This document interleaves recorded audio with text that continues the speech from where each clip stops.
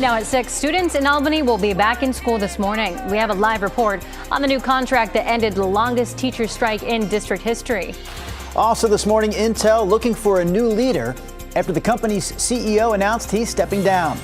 Coming up here at 6:15, what this move could mean for one of the state's largest employers. And if you're putting up a real Christmas tree this year, listen up. We're giving you some tips to prevent a house fire this holiday season. Your KGW News at Sunrise starts right now.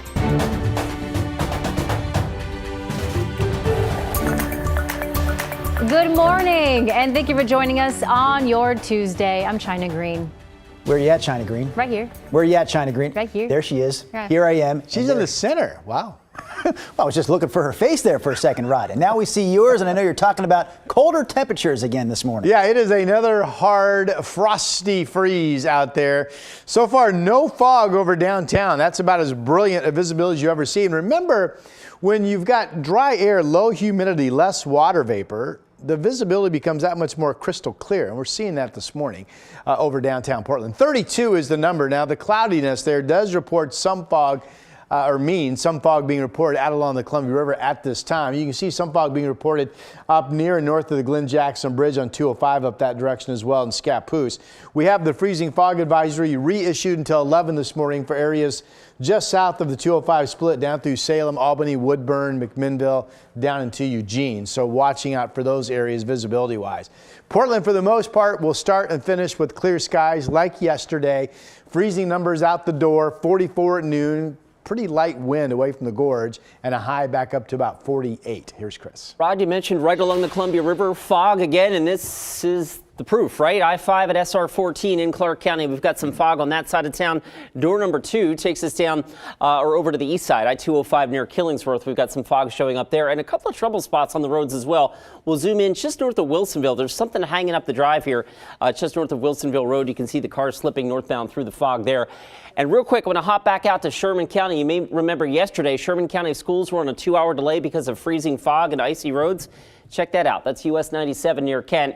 Same story this morning. So once again, Sherman County schools just in on a 2-hour delay. We'll keep you posted. China and Drew. Thank you, Chris. After weeks of picketing, teachers and the Albany School District have finally reached an agreement. Good news for parents this morning is that kids are back in school in Albany today, and we have Ashley Grams live there for us this morning. So Ashley, lots happening here in the last 24 hours, that is. Bring us up to speed, please.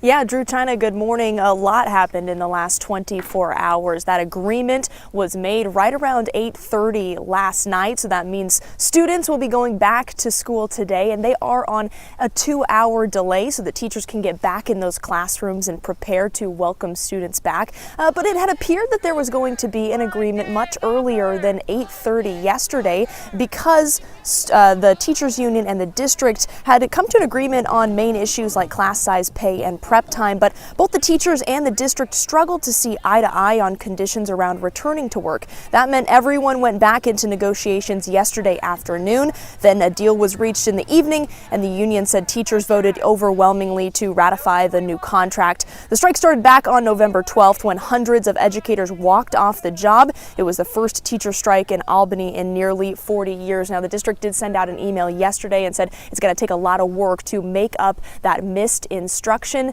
But that they are going to send out some more information soon about changes to that school calendar. Drew, China. Thank you, Ashley. Meanwhile, parents in the St. Helens School District are planning to hold a protest later this morning. They're demanding remaining school board members resign amid ongoing abuse investigation into several teachers and staff members. So here's where things stand right now.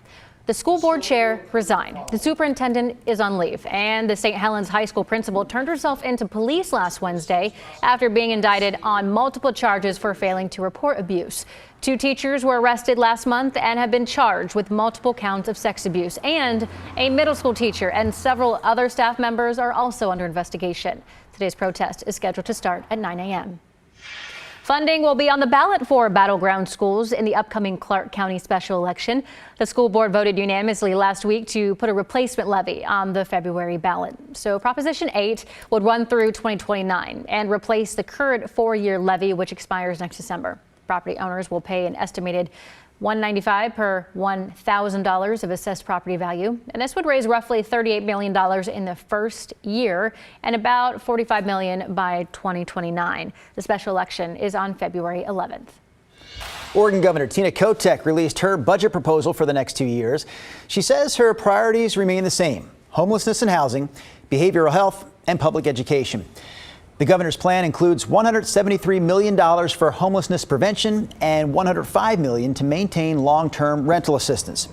$880 million would go towards building affordable homes, and more than $500 million is earmarked to increase the state's school fund. My budget answers this question with 3 core goals that ultimately drove my decision-making.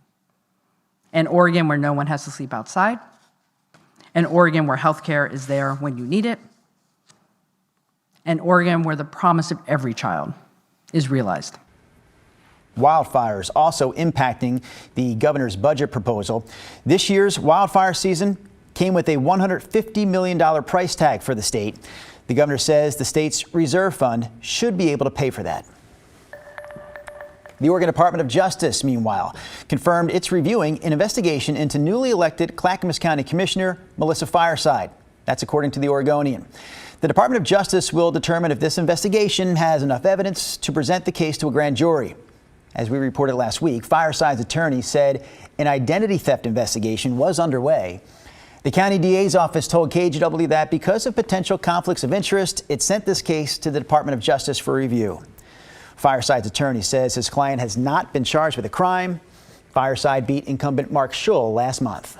Meantime, a closely watched state Senate race in Southwest Washington is headed for a recount. In the Senate District 18 race, Democrat Adrian Cortez leads Republican Brad Benton by just 172 votes. That is within the 0.5% margin to trigger a mandatory recount. District 18 covers Battleground, Salmon Creek, and parts of northern Vancouver. If Cortez holds his lead, the seat will flip for Democrats. It's currently held by longtime Republican Senator Ann Rivers, who did not seek re-election after 12 years in the Senate. New this morning here on Sunrise, Darcel's is now under new ownership. In a Facebook post last night, the longtime drag club in Portland's Old Town says new owners mean the club will stay open. Earlier this year, we reported the club might have to shut down because of a lack of customers. We still don't know, though, who the new owners are. Now that Thanksgiving has come and gone, a lot of people have their Christmas trees up and fully decorated at this point. And while they are very pretty, if Christmas trees aren't properly cared for, they can be serious fire hazards. Yesterday, firefighters with Tualatin Valley Fire and Rescue showed just how quickly a dried tree can burn. They say it's important to water trees daily and keep them away from heat sources like candles, space heaters, and fireplaces. It really is best. I think just general house fire kind of tips and tricks. If something is on fire in your home, get out of your home, make sure everyone is out of your home. Have a plan in place before that happens with your family. I have 3 very young children at home, and even though, the oldest one's 3, but he knows to go meet us at the mailbox outside of our house if something were to happen. Yeah, so as you just heard, having a family fire escape plan, always a good idea. In addition to watering the trees, also inspect lights for fraying or damage and avoid overloading electrical outlets. All right, we're going to turn our attention now to this holiday tree out in Selwood. Before we get to Rod's forecast, a look at the bright lights there. It's 13th and 13th and I just know it's Southeast 13th. I'm sure Eric, if he yelled loudly enough, could scream what the cross street is, and we would hear it back here in the studio. Eric Patterson, where are you at? 13th and? Sometimes you ask for things and you get them, Rod Hill. Sometimes you ask for things and you don't get them. I like the star on the top, though. Very nice. That was Yes. pretty. Right, That star sits at the corner of 13th and. His mic was open. I Yeah. think he just didn't know it was. Okay. I show you our state capitol all lit up from our camera down to this direction. Visibility doesn't look horrible, but boy, you've got solid low clouds. Another day where you may not make it to 40, cloudy skies in our nation's capital. Yeah, go with that. 33 degrees is our temperature outside with light winds. You can see calm conditions there in Salem. All right, here's the Rose City camera. Different world here. Pretty much clear skies over the downtown cityscape, a freezing number of 31. Light west winds currently being reported. We do have some fog pockets up along the Columbia River spilling into Clark County. Most of the fog, though, has been just south of the 205 split down around Wilsonville and then southward down into Albany. But look at the hard freeze. Look at all the 20s. Sherwood 26, Vancouver 28, Forest Grove 28, Dallas, good morning, 25. McMinnville 28 degrees. Kaiser's at 31 this morning. The Valley forecast does include a KGW weather impact alert for the freezing fog advisory up through 11 o'clock this morning. And again, this is an area where all three of you, McMinnville, Salem, and Corvallis, probably stay cloudy all day with temperatures in the 30s to maybe just getting up to 40 degrees. We will have sun, and of course this all means slow down, extra time, as Chris has been telling you as well. Okay, we will have sun up in Vancouver and Portland and at the coast and eastern Oregon and Sun River and Bend will have sunshine.